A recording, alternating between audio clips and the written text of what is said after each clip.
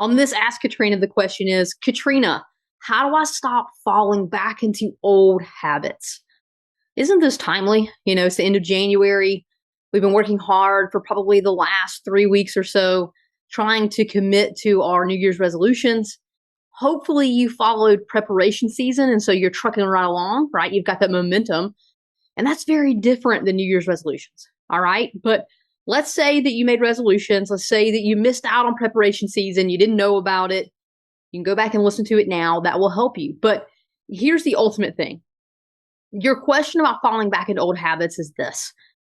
What did you want to do, and why did you want to do this new thing? You see, many times what happens is when we make a decision and we focus on, I want this, I want that, I want these things. There are a couple things that happen in that want or that focus.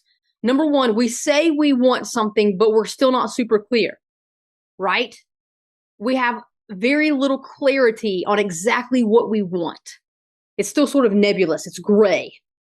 But we think we have clarity because we've called it out. We said, I want this, right? Think about it like this. Hey, I want a new car. That feels really good, right? I want a new car. I know what I want. Well, we both know that there's a whole lot more than just wanting a new car. What kind of car do you want? What brand, right? Do you want an SUV? Do you want a sports car? Do you want a truck? What style of vehicle do you want? What color do you want? Does it need to have leather? Does it need to have four-wheel drive? You have tons of options. And so just making the statement, I want a car, is very vague. It's part of the reason why we fail to create new habits. It's because we don't have clarity around exactly what that new habit needs to be. So that's the first thing. The other thing that must happen is you've got to understand why. Why is it a must for you? Why must you have a new car? You see, a lot of times we want to create new habits and break old habits, but our why for making the change isn't big enough. And so it's going to be super easy to back away from it, right? If we say, I want a new car because, a family member is sick and I need to have reliable transportation to take him or her to the doctor every week, that's a pretty big why. That's much different than, because I just like to. Now, don't get me wrong. The fact that you would say, hey, I just want a new car, if you just want it because you want to celebrate yourself, that's fine. But just saying you want it isn't clear. It's sort of like what we talked about in the first situation. You have to have a clear what, and you have to have a clear why. That's the case for any change we're trying to make. Whether we're trying to make a new change and do something new, or we're trying to make a change and stop doing something, what we're doing and why it's a must are two pieces that have to exist. We don't have clarity on any of those other things. We'll never understand how to make it happen.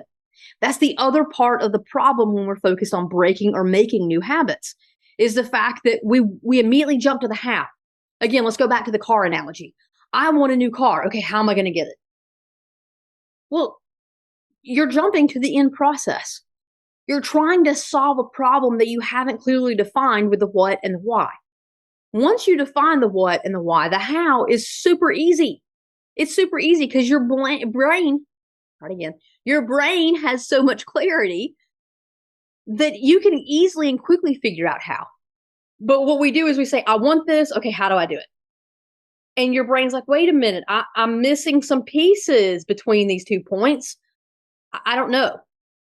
And then we get overwhelmed, and then we're not anchored into our why. And so it's very easy to break our habits. We can't break them and we can't make them. So we break our new ones and we keep our old ones. So if you're trying to figure out how to break a habit or keep a new habit, especially at the beginning of this year, get really clear on your what, get really clear on why it's a must for you, and then define your how. And then, like I said in the very beginning of all this, go check out the preparation season information. It's on the Legendary Leaders podcast or YouTube channel. Go check it out. It will very much help you in this process as well. And it's not too late. We also say from time to time, well, not time to time, typically at the beginning of the year, we say, okay, I've got to be better this year.